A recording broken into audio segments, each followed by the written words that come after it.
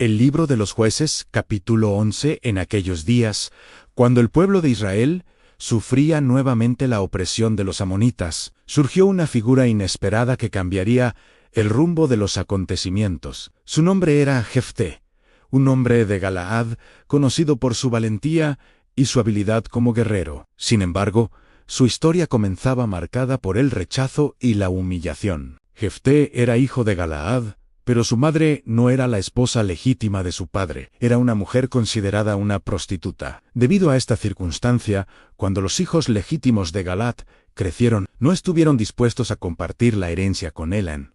Lo rechazaron con dureza y lo expulsaron de su casa. Le dijeron claramente que no tendría parte en la herencia de su padre, porque era hijo de otra mujer. Así, Jefté fue desterrado de su propio hogar. Se vio obligado a abandonar la tierra de su familia y establecerse en la región de Tobi.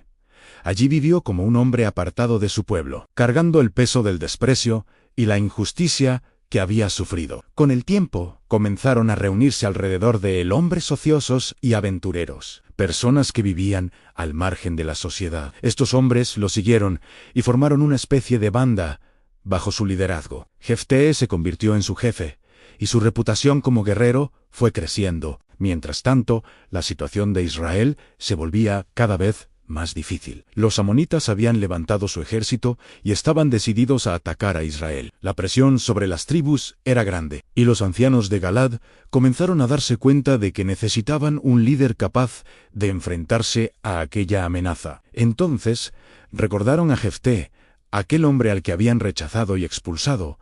Era ahora conocido por su valentía y su capacidad militar. Así que los ancianos de Galaad viajaron hasta la tierra de Tobi para buscarlo. Cuando lo encontraron, le hicieron una propuesta directa.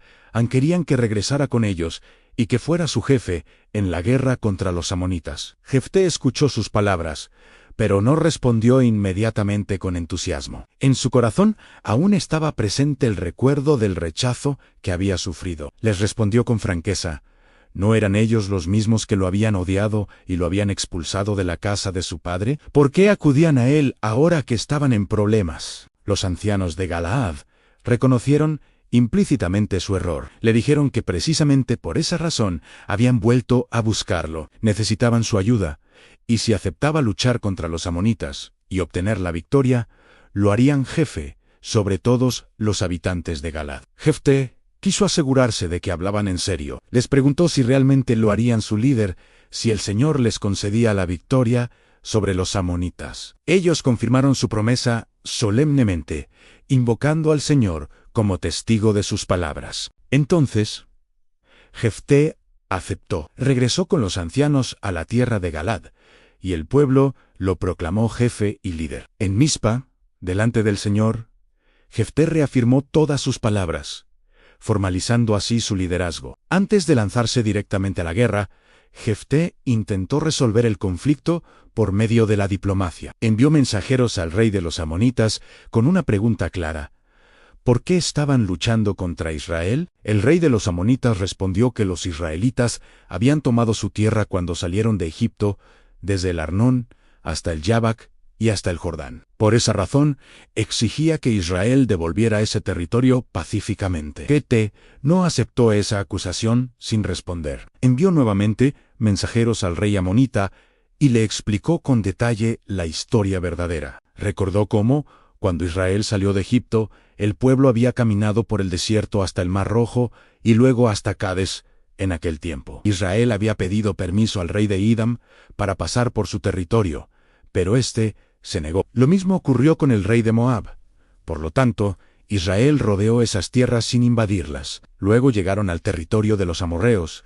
Gobernados por el rey Sehón, Israel también le pidió permiso para atravesar su tierra, pero Sehón no lo permitió. En cambio, reunió su ejército y atacó a Israel. En aquella batalla, el Señor entregó a Sehón en manos de Israel. Así fue como el pueblo tomó la tierra de los amorreos, desde el Arnón hasta el Yabac.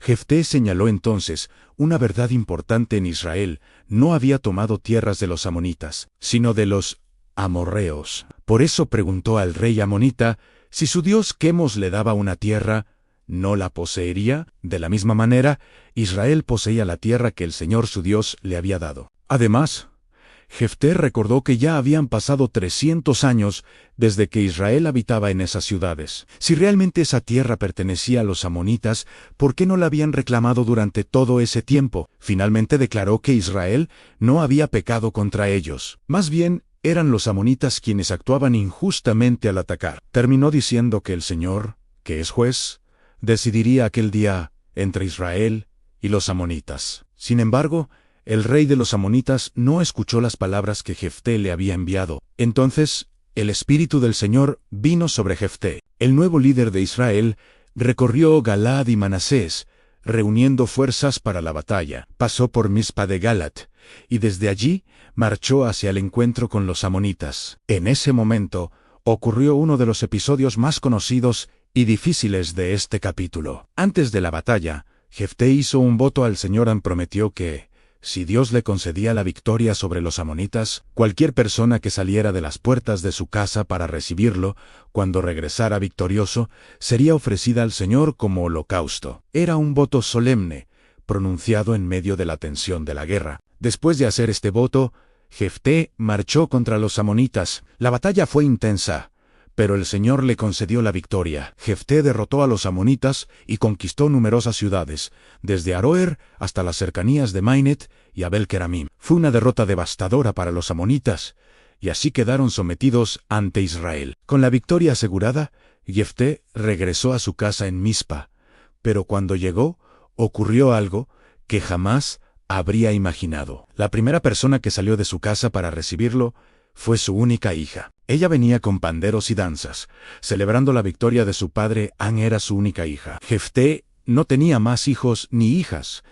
Al verla, el corazón de Jefté se quebró, rasgó sus vestidos y exclamó con profundo dolor que ella lo había abatido, porque había hecho un voto al Señor que no podía retractar. La joven respondió con una sorprendente madurez. Le dijo que, si había hecho un voto al Señor, debía cumplirlo, ya que Dios le había concedido la victoria sobre sus enemigos. Solo pidió una cosa, aunque le permitiera ir durante 2 meses por las montañas con sus amigas para llorar su virginidad. Jefté aceptó. Durante esos 2 meses, la joven recorrió las montañas con sus compañeras, lamentando que nunca se casaría ni tendría descendencia. Cuando regresó, su padre cumplió el voto que había hecho. A partir de entonces, se estableció una costumbre en Israel.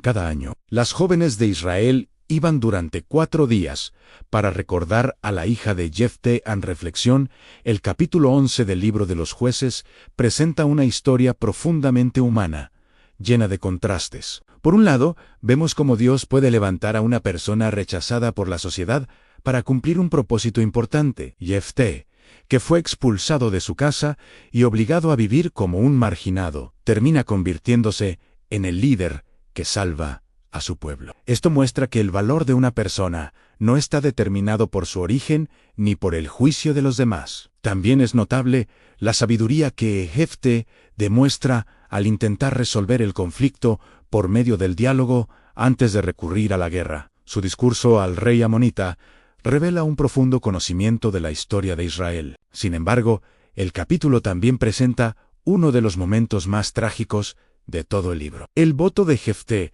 refleja una comprensión imperfecta de la relación con Dios en lugar de confiar plenamente en la voluntad divina. Intenta asegurar la victoria mediante una promesa extrema. La historia muestra que incluso los líderes escogidos pueden cometer errores graves cuando actúan impulsivamente. La figura de la hija de Jefté también destaca por su valentía y su aceptación del destino que le corresponde, mostrando una actitud de sacrificio y obediencia que conmueve profundamente. En conjunto, este capítulo nos recuerda varias verdades importantes: que Dios puede usar a personas imperfectas, que las decisiones tomadas en momentos de presión pueden tener consecuencias duraderas, y que la fe debe ir acompañada de sabiduría. La historia de Jefté es un recordatorio de la complejidad del ser humano y de la necesidad constante de buscar a Dios con humildad y discernimiento. Si te ha gustado el contenido, suscríbete, es gratis, y haz clic en el pulgar hacia arriba. Comparte este video con tus amistades y contactos.